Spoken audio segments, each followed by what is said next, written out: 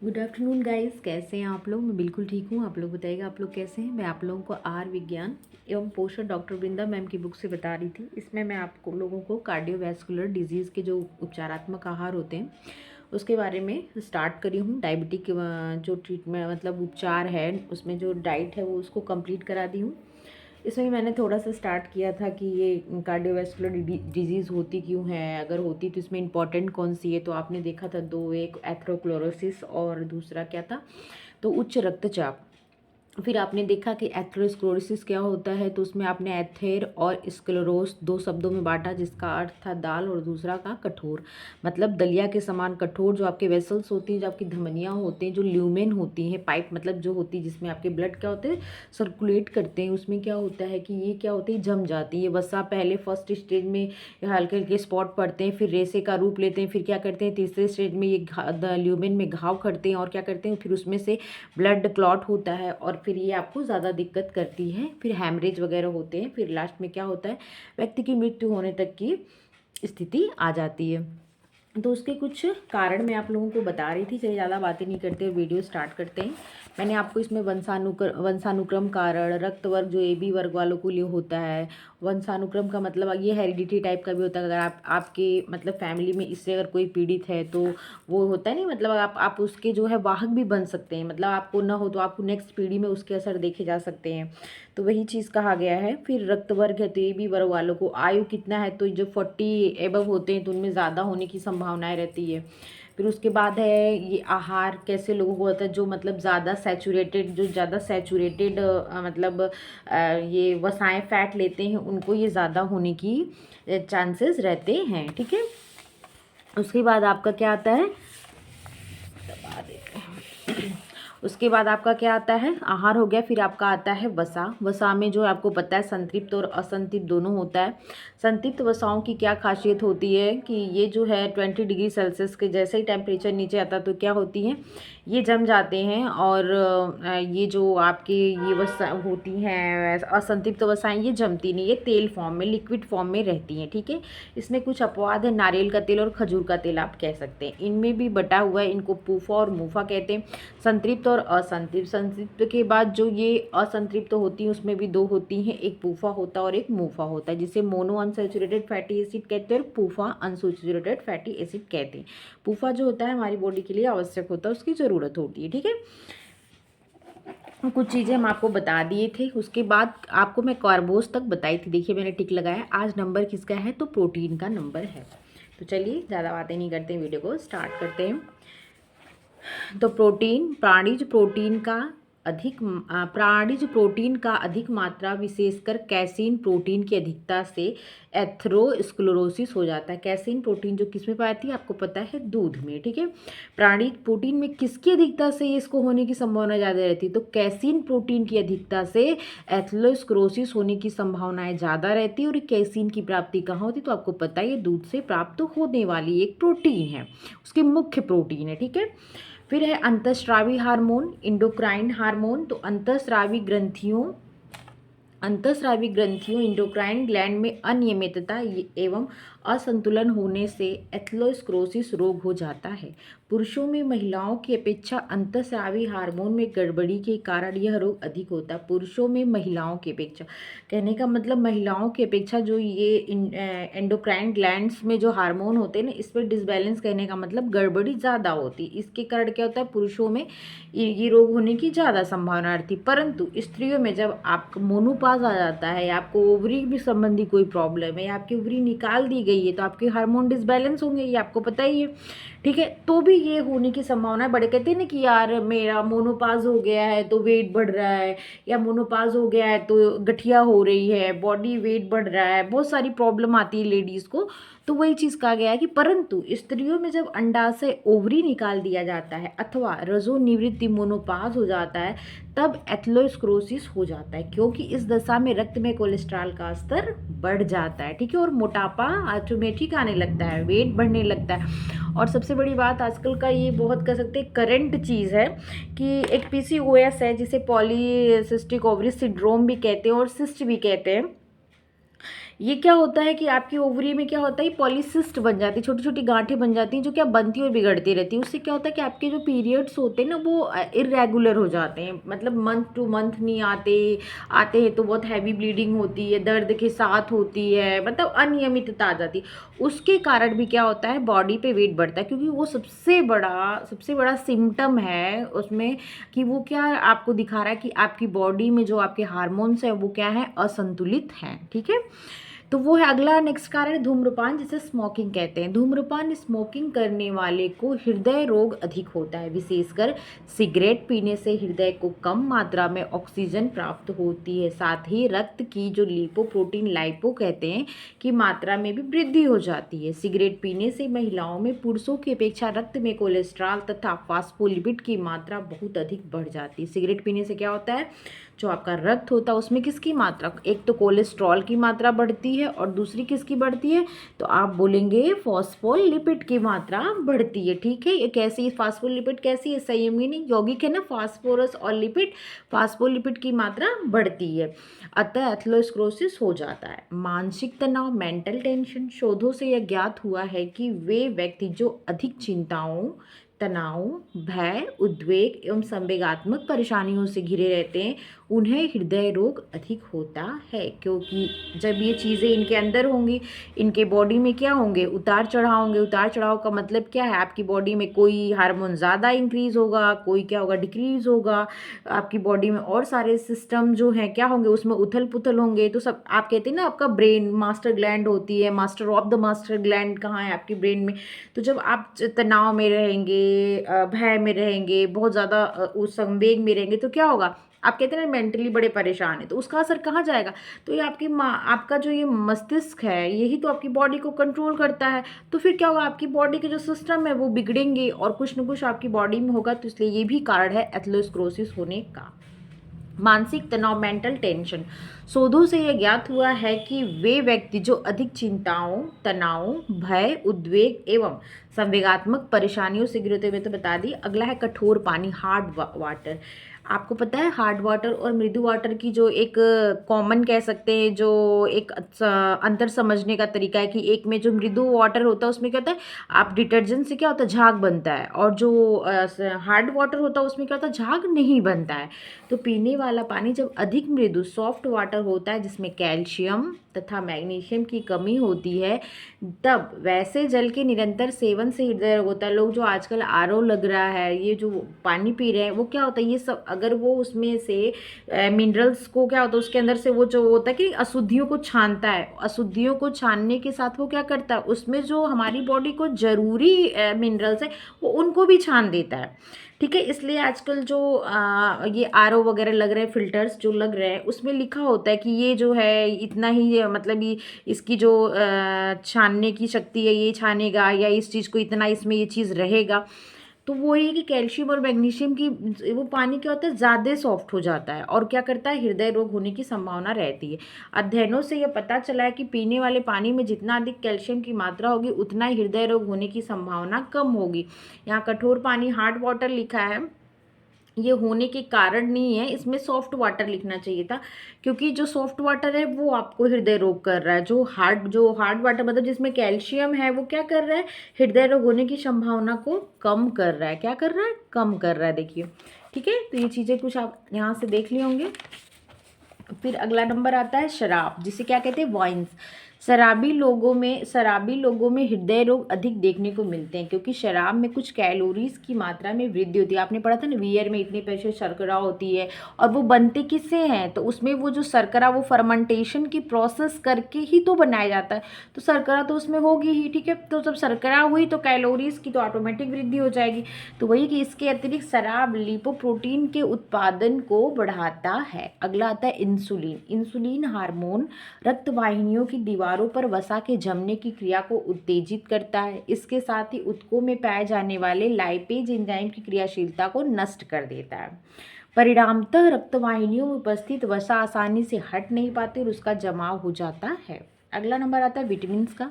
आहार में vitamin C के अभाव में, विटामिन सी क्या होता है, बॉडी के लिए बहुत अच्छा होता है, ठीक है। आपको पता ही है कि क्या होता है, संक्रामक रोगों से दूर रखता है ये, मतलब ये अगर आपको कहीं कह सकते कहीं चोट वगैरह है तो वहाँ पे भी इसको लेना अच्छा मानते हैं, ठीक है, कि घाव जल्द तीव्रता से भरता है।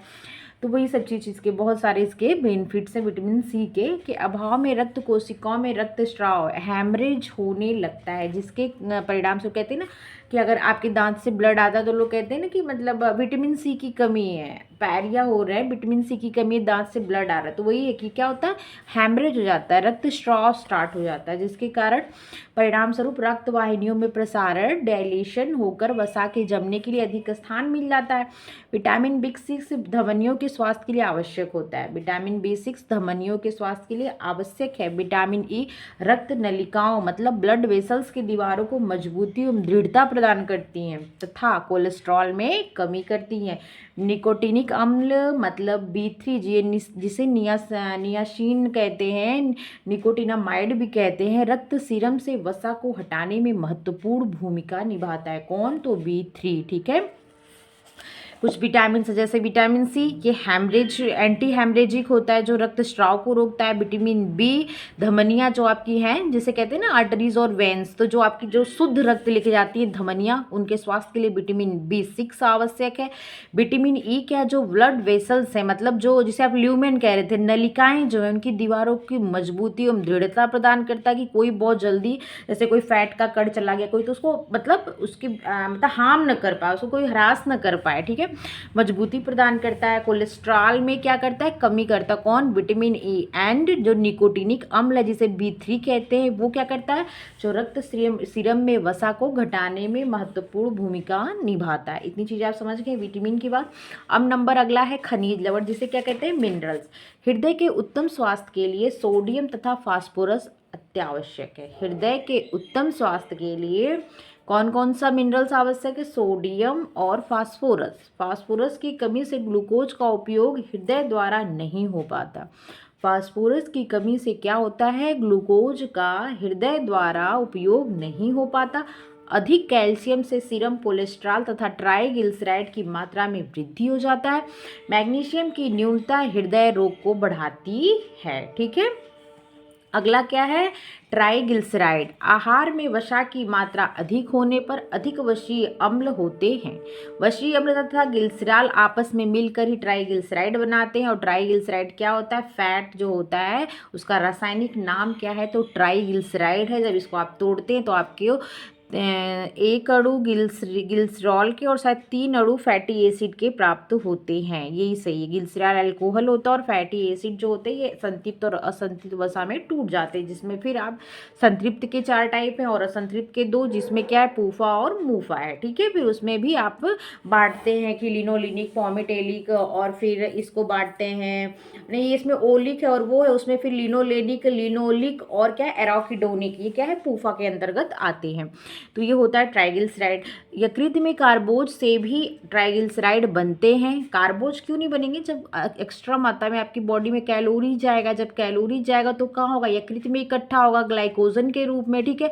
और कहाँ जाएगा, तो आपकी मांसपेशियों में इकट्ठा होगा, तो वो मोटापा ही तो आएगा। जब आपकी बॉडी में मोटापा आएगी तो कोलेस्ट्रॉल की मतलब एक दूसरे से रिलेटेड, फिर आपकी बॉडी में कोलेस्ट्रॉल की मात्रा बढ़ेगी, कोलेस्ट्रॉल की मात्रा बढ़ेगी तो मतलब है कि वो वसा का ही टाइप है, तो ट्राइग्लिसराइड बनते हैं, ठीक है। और फिर सिंपल सी बात है कि आपको एथेरोस्क्लेरोसिस की प्रॉब्लम आनी ही आनी है।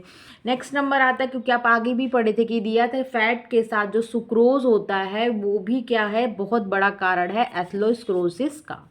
अगला है आरामदायक स्थिति, और आगे आप ये चीज़ पढ़ चुके कि क्या समृद्ध व्यक्तियों का रोग है, विकसित देशों का रोग है। क्यों? क्योंकि वहाँ की लाइफ क्या है, आरामदायक है, लग्जरी लाइफ वो जीते हैं, लग्जरी लाइफ जीते, हार्ड वर्क नहीं करते हैं। और जो भी किसी भी जगह रहने वाला जो हार्ड वर्क नहीं करता होगा, बस मेंटली वर्क करता है या वैसा, तो उसको क्या कैलोरीज की मात्रा कम ज़रूरत होती है। अगर वो अपने जितना उसकी बॉडी की ज़रूरत है उससे ज़्यादा इंटेक करता है तो वो कहीं जाके स्टोर होती है बॉडी में, लीवर में और आपके मांसपेशियों में, फिर आपको प्रॉब्लम्स होनी है। तो वही लिखा है आरामदायक स्थिति जिसे कहते हैं सेडेंटरी लाइफ। हृदय रोग साधारण क्रियाशील लोगों को अधिक होता है। वे व्यक्ति जो अधिक क्रियाशील होते हैं उनमें हृदय रोग होने की संभावना बहुत ही कम हो जाती है। पैसा, समृद्धि एवं संपत्ति के कारण लोगों को शारीरिक कामकाज की आदत छूट जाती है। जैसे आप मसाला पीसना बंद कर दिए, अगर आप मसाला सील बट्टे पे ऐसे ऐसे हाथ कर रहे हैं 4 बार, तो कहीं ना कहीं आपकी वो कैलोरी बर्न ही हो रही है ना। हाँ, अगर आप कपड़ा हाथ से धुल रहे थे तो आपकी कैलोरी बर्न हो रही थी, मतलब आपकी कैलोरी फिर जितना आपने इनटेक किया आप उसका यूज़ कर रहे थे। आप झाड़ू पोछा कर रहे थे तो कैलोरी यूज़ कर रहे थे, लेकिन आपने सब चीज़ें बंद कर दी। वॉशिंग मशीन में कपड़ा वॉश कर लिया, मिक्सर है, मिक्सर ग्राइंडर जो है उसमें आपने मसाला पीस लिया, और भी जो काम है उस पर कर लिया। आपने चूल्हे पे खाना बनाया तो उसके बर्तनों को घस के धुला, वो नहीं तो आपने गैस पे खाना बनाया, वो आराम हो गया। झाड़ू पोछा नहीं करना है, हमने काम वाली लगा लिया है तो मेड रख लिया या कहाँ तो वो उसने कर दिया, तो आपने अपने काम को और अदर किया। जैसे आप सर्विस करने लगे, आप कोई और काम कर रहे हो उस जगह आपने, और तो आपने हार्ड वर्क छोड़ के क्या किया, आप कम आरामदायक काम करने लगे, लेकिन एनर्जी आप उतना इनटेक करेंगे तो वो क्या करेगी, आपको कहीं ना कहीं प्रॉब्लम क्रिएट करेगी। फिर क्या हुआ, उनके घर का हर एक कार्य नौकर करते हैं। परिवहन की सुविधाओं का लोग पैदल कम चलते हैं, जिसके लिए क्या होता है, अब जिम में देखा करिए, आप लोग देखते ही होंगे सब लोग, जिम में क्या होता है, साइकिल वाला, साइकिलिंग का वो सब जिम में सारी चीज़ें रखी हैं, मशीनें रखी हैं वो साइकिलिंग करने के लिए। और वही चलने वाला, आप चलो जो जॉगिंग होता है जिस पे लोग करते हैं जॉगर, उस पर क्या चलते ही तो हैं आप, ठीक है, लेकिन वही क्या है, वो मशीनों की, तो क्योंकि अब लोग उतना जग चले तो लोग जिम में अपना टाइम देते हैं, ठीक है। तो वही चीज़ें हैं कि लोग चलना बंद कर दिए, लोग 4 व्हीलर 2 व्हीलर, थोड़ा सा ही कदम पे जाना है तो नहीं, 2 पहिया निकालो तब जाएंगे वहाँ। तो ये सब जो लग्जरी लाइफ जीने का कारण है, ये सब रोगों को पैदा करने, क्योंकि इसको पहले ही कहा गया कि समृद्ध व्यक्तियों का रोग है। ये नहीं कह सकते मतलब ये कि बस अब समृद्ध, जैसे अब किसी की ज़िंदगी में बड़ी चिंताएं हैं, बड़ा वो है, बड़ी बीमारी है, तो बहुत सारे कारण हैं, लेकिन ऐसे कहने का मतलब कि समृद्ध व्यक्तियों को ज़्यादा होता है। तो लोग पैदल कम चलते। लंदन में किए गए अनुसंधानों से यह ज्ञात हुआ कि हृदय रोग से बचने के लिए शारीरिक परिश्रम एक अनिवार्य आवश्यकता है। कई व्यवसाय ऐसे हैं जिनमें हृदय रोग होने का डर रहता है, जैसे driver, office clerk, bank manager एवं अन्य आरामदायक व्यवसाय। परंतु कई नौकरियों में जैसे बस कंडक्टर, पोस्टमैन, सेना के जवान, आर्मी ऑफिसर, चपरासी, क्या ये हार्ड वर्क करते हैं, ठीक है, पुलिस आदि की शारीरिक क्रियाशीलता के कारण हृदय रोग होने की संभावनाएं अत्यंत कम होती हैं। दवाइयाँ, कुछ मेडिसिन्स हैं जो इसके कारण बन सकती हैं। कई दवाइयाँ रक्त सीरम में वसा तथा कोलेस्ट्रॉल को बढ़ाती हैं। जैसे आपको अगर पीसीओडी है ना, तो आप जो दवाएं लेते हैं, जैसे बहुत लोग ये गर्भ निरोधक गोलियां जो लेते हैं बच्चों के बीच में दूरियां रखने के लिए, वो जो आप इंसुलिन का इंजेक्शन लगवा रहे हैं, ये सब चीज़ें क्या होती हैं, ये भी कारण क्या होती हैं, ये सब भी बहुत सारे कारण हैं जो आपको कोलेस्ट्रॉल को बढ़ाती हैं। आपका कोलेस्ट्रॉल बढ़ता है तो फिर आगे की चीज़ें आपको पता ही है, जैसे इंसुलिन का इंजेक्शन हो गया, अतः हृदय रोग हो जाता है। सल्फरयुक्त दवाइयों के सेवन से भी हृदय रोग हो जाता है। सल्फरयुक्त दवाइयों के सेवन से हृदय रोग होता है। कौन सी दवाइयों के, जो सल्फरयुक्त दवाइयाँ होती हैं। अगला है अन्य रोग, अदर डिजीज। रक्त में कोलेस्ट्रॉल के उच्च स्तर, हाइपर कोलेस्ट्रेमिया के कारण उच्च रक्तचाप, मोटापा, मधुमेह, गठिया, यकृत के रोग, गुर्दे के रोग आदि होने से हृदय रोग हो जाता है। क्या लिखा है, अदर डिजीज। अगर आपकी बॉडी में कोई अदर डिजीज, अगर आपको मधुमेह है ना तो आपको हार्ट अटैक होने का ये सब का ज़्यादा मतलब चांस रहता है। तो वही लिखा है कि रक्त में कोलेस्ट्रॉल के उच्च स्तर, हाइपर कोलेस्ट्रेमिया के कारण उच्च रक्तचाप, मोटापा, मधुमेह, गठिया, यकृत के रोग, गुर्दे के रोग आदि होने से भी हृदय रोग हो जाता है। अगला है व्यवसाय, ऑक्यूपेशन। रेयान के कारखाने में किए गए अध्ययनों से यह शोधों से ज्ञात हुआ कि इस कारखाने में कार्यरत लगभग 42% कर्मचारियों को हृदय रोग हो जाता है। विस्कस रेयान को बनाते समय बांस एवं लकड़ी के गुदे, आपको पता है ना, जो पल्प का यूज किया जाता है, बम्बू एंड वुड पल्प्स को कार्बन डाइऑक्साइड CH2 से प्रतिक्रिया कराई जाती है। कार्बन डाइऑक्साइड CO2 होना चाहिए यहाँ पे, से प्रतिक्रिया कराना पड़ता है। इस गैस के कारण ही कर्मचारियों को क्या होता है, हृदय रोग होता है। अब आपने कारण जान लिया, एथेरोस्क्लेरोसिस है क्या, कार्डियोवैस्कुलर डिजीज में टाइप जान लिया। अब आपको क्या जानना है, इसका ट्रीटमेंट जानना है, जिसे उपचार कहते हैं। हृदय रोग तथा एथेरोस्क्लेरोसिस के उपचार के मुख्य सिद्धांत है। नंबर 1 क्या, शारीरिक व्यायाम, जैसे आपका है ना हार्ड वर्क, फिजिकल एक्सरसाइज। शारीरिक व्यायाम नियमित रूप से की जानी चाहिए। सुबह शाम सुबह शाम खुली हवा में टहलना, साइकिल चलाना, तैरना, बैडमिंटन खेलना आदि उत्तम व्यवसाय है, अतः इसे प्रतिदिन नियमित रूप से किया जाना चाहिए। नंबर 2, मानसिक तनाव एवं चिंताओं से मुक्त रहना चाहिए, नियमित समय पर दवाइयों का सेवन किया जाना चाहिए। सिगरेट पीना बिल्कुल वर्जित, क्यों? क्योंकि लाइपोप्रोटीन की मात्रा को ये बढ़ाता है, ठीक है, और O2 की मात्रा को ये कम करता है। वजन सामान्य बनाए रखना चाहिए। शराब पीना बिल्कुल छोड़ देना चाहिए, क्यों? क्योंकि क्या होता है, ये शर्करा होती है, कैलोरीज ज़्यादा होती है, ठीक है, और ये निषेध करता है न्यूरो पे, आपके न्यूरॉन पे डायरेक्ट असर करता है। रक्त में कोलेस्ट्रॉल स्तर को कम रखना चाहिए। रक्त नलिकाओं में रक्त जमने, जिसे थ्रोम्बोसिस कहते हैं, इसको रोकना चाहिए। इससे क्या होता है, रक्त में जो जगह जगह ब्लॉकेज होना भी क्या करता है, रक्त नलिकाओं में जो वेसल्स होते हैं उसमें ब्लॉकेज भी आपके हार्ट एथेरोस्क्लेरोसिस का कारण बन सकता है। अगला है आहार एवं उपचार, मैं देख लेती हूँ एक बार। आज बस इतना ही रहने देती हूँ, कल मैं बताऊंगी आप लोग को आहार एवं उपचार। 20 मिनट की वीडियो बनाती हूँ क्योंकि बहुत लॉन्ग हो जाता है तो कोई देखना नहीं पसंद करता होगा, लॉन्ग वीडियो बोर लगती है, पढ़ने वाली एक्चुअल में तो ठीक है, आज बस इतना ही। अगर आप लोग को मेरी वीडियो अच्छी लगी तो लाइक शेयर सब्सक्राइब कर दीजिएगा। जो लोग मेरी वीडियो देखते हैं, जो शेयर करते हैं, ठीक है, जो मुझे सपोर्ट कर रहे हैं, उन लोग का बहुत बहुत धन्यवाद। अपना ध्यान रखिएगा। Take care.